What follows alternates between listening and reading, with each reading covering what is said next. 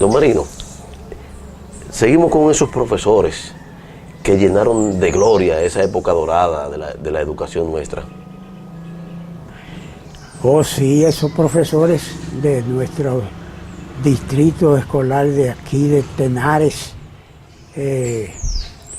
fueron lumbreras, fueron modelo de honestidad.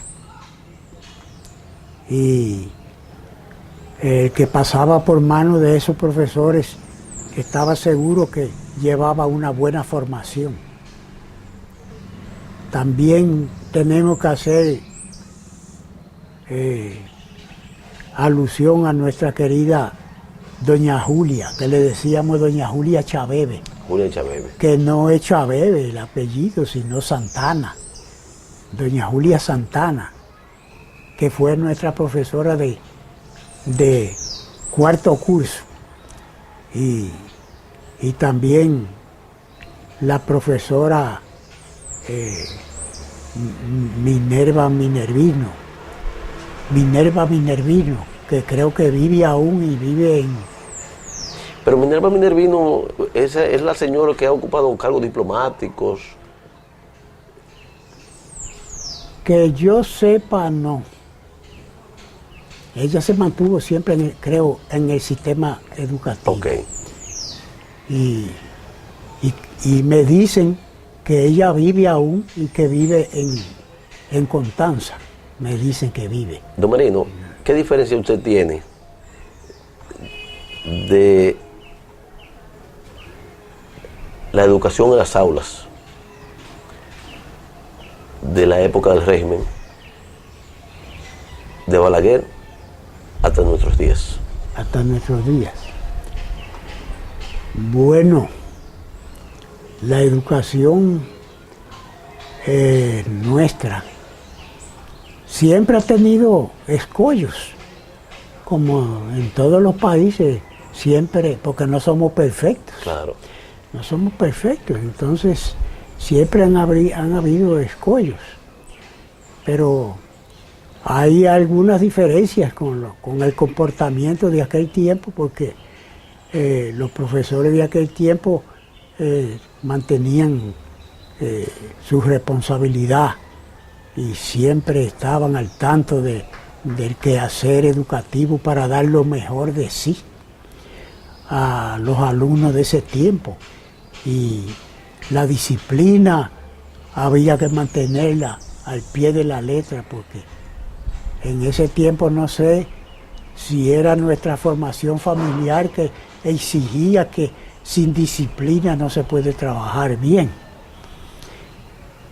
Y por eso será que se recuerda tanto a aquellos profesores de esa época que usted le está llamando la época de oro, que para mí la época de oro que tuvo nuestro sistema educativo, no, esa sería una parte, pero para mí la parte más especial que tuvo el servicio de educación en nuestro país fue cuando el punto cuarto del Servicio Cooperativo Interamericano de Educación, siendo presidente de Estados Unidos John Fitzgerald Kennedy, un gran presidente, demócrata, en un programa que él tuvo, que todos recordamos, que fue la Alianza para el Progreso. Y en ese proyecto me tocó a mí, junto a 49 profesores más de nuestro país y de muchos países latinos, inclusive de Europa, habían también profesores, para hacer un curso de educación en la Universidad de Akron, Ohio, en ese estado de Estados Unidos, por un año. Y después becado por los dos estados, ¿no? Que casualmente, estando nosotros allá, en ese año de 1962-63, que fue cuando eligieron, como usted menciona, el Consejo de Estado. No, al profesor Juan Bosch, sí, que fue electo en esa época, y a nosotros no nos tocó votar porque no estábamos acá. Okay. Don Marino, usted es un hombre de fe, que hizo de la educación un sacerdocio.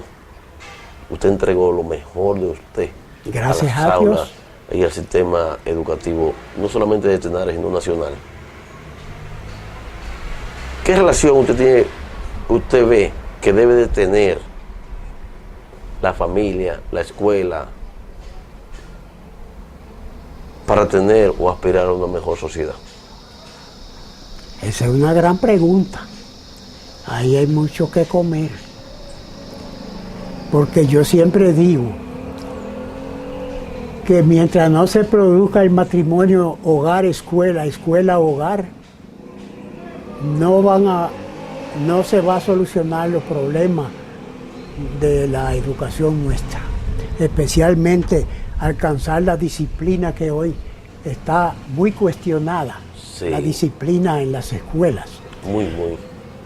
Ya los niños he sabido, porque yo me entero de lo que pasa en el sistema para uno comparar qué hicimos allá y qué hicimos y qué se está haciendo ahora.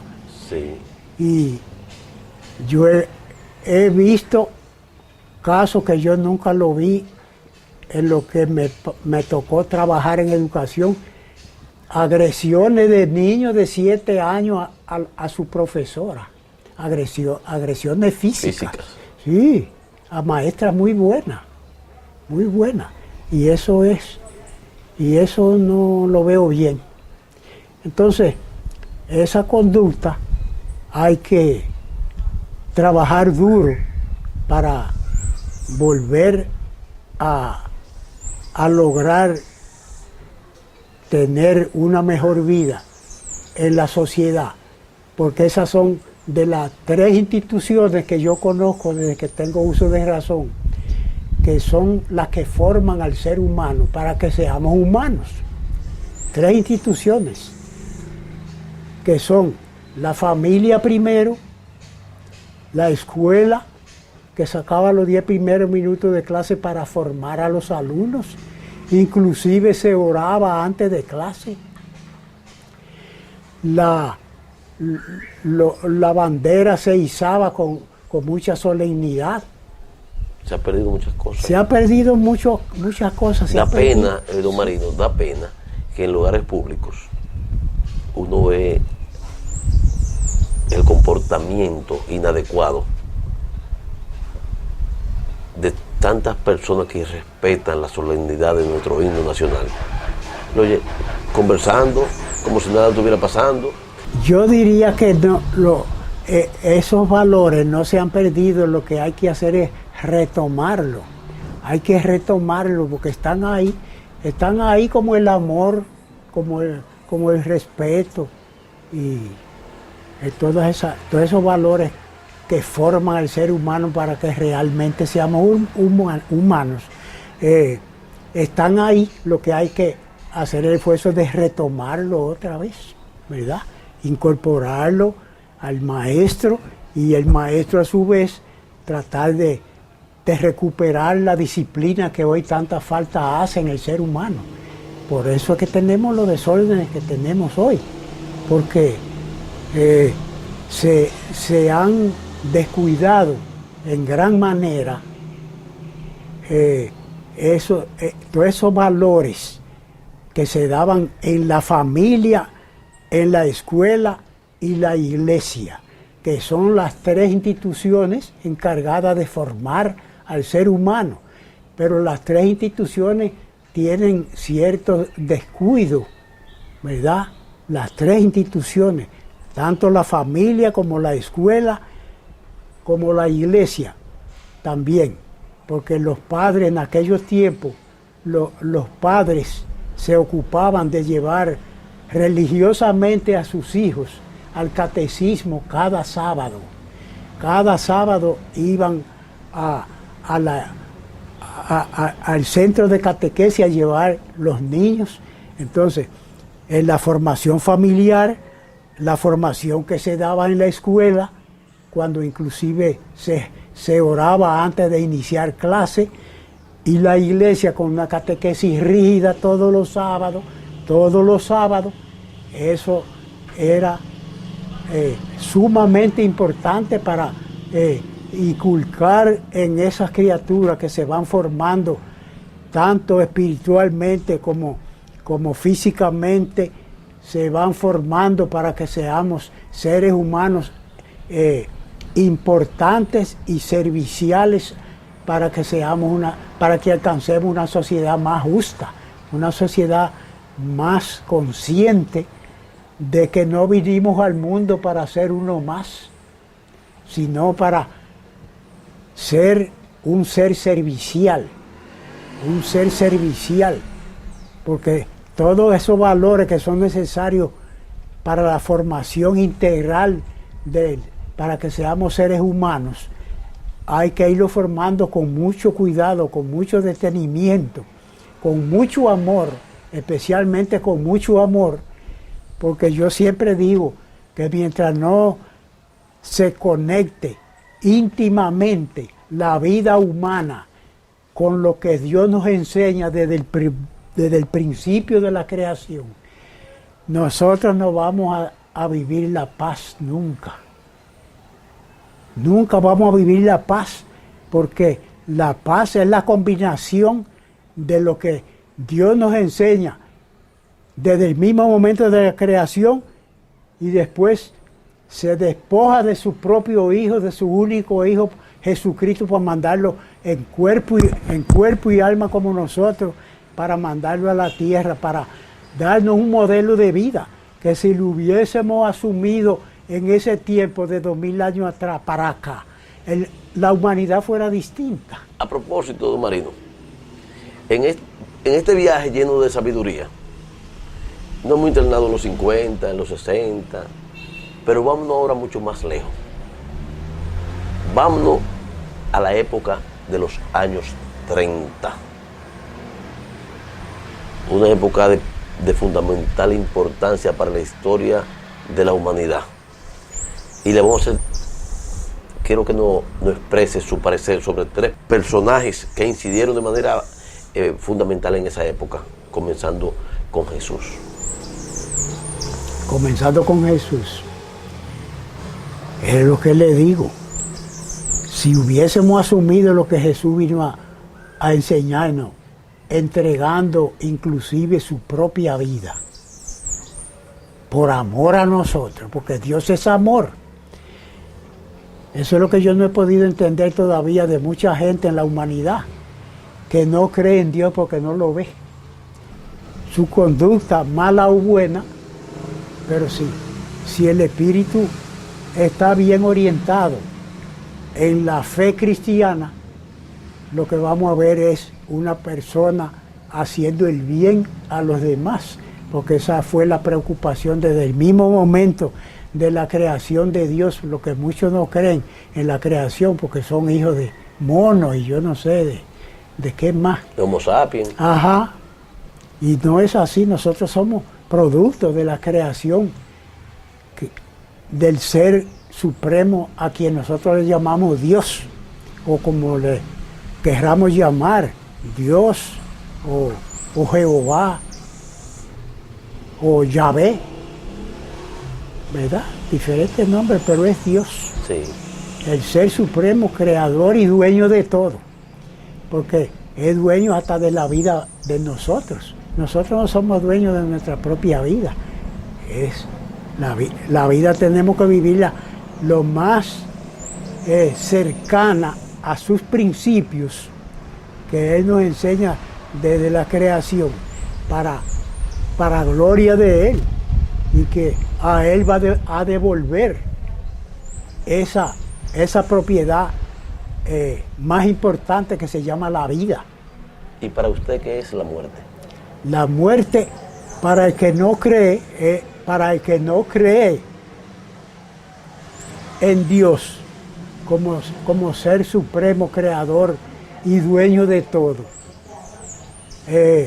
para muchos no significa nada, porque para el que no cree, el Señor dice que el que no cree, a menos que no tenga un arrepentimiento, ya está condenado. Entonces ya no va a disfrutar de la verdadera vida que está detrás de la muerte. Y la muerte, para el que cree, no es una muerte definitiva, es un paso. Es un paso, es una transformación de esta vida terrenal a la verdadera vida, que es detrás de la muerte, que está siempre que hagamos el bien a los demás. Siempre que nos tratemos con amor, porque Dios es amor. ¿Cómo va usted a decir que usted cree en Dios si usted odia al hermano, o me odia a mí, o odia a cualquiera? Eso no es creencia. Eso no es creencia. Eso no es creencia. Porque si usted dice el apóstol San Juan, que le llamamos el apóstol del amor, que el que dice que cree a Dios, a quien no ve, y no cree en el hombre a quien ve, es un mentiroso. Entonces, de nada vale que usted diga, creo en Dios, pero usted es enemigo, tiene enemigos a su alrededor y no se comporta bien, su comportamiento no es adecuado para el otro ser humano. Nosotros estamos llamados a ser uno por el amor, uno. Y según se dice, somos alrededor de 7.000 millones de personas en el mundo, ¿verdad? Y de cada uno de ese ser humano está Papá Dios pendiente, a donde esté, en cualquier rincón del mundo que esté, porque es un hijo de Dios. Yo de lo que digo que mi madre me decía, que en paz descanse, me decía, mi hijo, no guardes rencor, porque el que te ha hecho o trata de hacerte daño, no es problema tuyo, es problema de él, de ellos. Simplemente sigue dando lo mejor de ti cada día de tu vida. Así mismo. Precisamente para eso, más tarde, Jesucristo instituye el matrimonio. Hay mucho material. Perdón, Marino, discúlpeme que lo interrumpa, porque quiero retomar la época de los 30, que ya usted se esmeró expresando sobre Jesús. Hay dos personajes de esa época que jugaron una importancia fundamental. A lo mejor uno para bien, otro para mal. El primero, miembro del Consejo de Sumos Sacerdotes. ¿Qué parecer tiene usted sobre el rol que jugó José de Arimatea? Sí, José de Arimatea fue un discípulo, diríamos, oculto. Un discípulo de Jesús, pero a escondida, por miedo a los judíos. Siempre ha existido el miedo. Siempre ha sido así. Porque él creía mucho y tenía mucha fe en Jesús, pero lo amaba y hacía todo lo posible de mantener su conducta a escondida para no demostrar que era discípulo de Jesús. Entonces cuando asesinan a Jesús, él se acerca al rey Pilatos para pedirle el cuerpo de Jesús. Y Pilatos se lo concedió. Entonces lo baja de la cruz. En aquel tiempo se envolvían los cadáveres en una sábana, lo envuelve en una sábana y lo mantiene hasta llevarlo al sepulcro. Entonces se dice de José de Arimatea que era un señor muy honesto, muy sencillo. Deberían de haber muchos José de Arimatea. Hay muchos. Lo que pasa es que están silentes. Y eso es bueno. Y eso es bueno. Lo que tenemos que tener nosotros, se dice que los malvados hacen más escándalo y por eso parece que el mundo se está acabando, pero es porque hacen más escándalo. Pero Sí. el hombre que logra conocer a Jesús y adapta su vida a como Él lo va guiando espiritualmente, esa persona es humilde y sencilla, como el mismo Jesús nos lo manda, ser humilde y sencillo de corazón, porque el reino que Dios nos promete desde siempre es para los humildes y sencillos de corazón. Amén. Así es. Entonces, volviendo a la muerte es un paso, porque el Señor dice muy claro, si vivimos, vivimos para el Señor, y si morimos, morimos para el Señor. Amén, amén, amén. Don Marino, entonces después de José de Arimatea, tenemos otro personaje que jugó un papel, diríamos, de doble moral,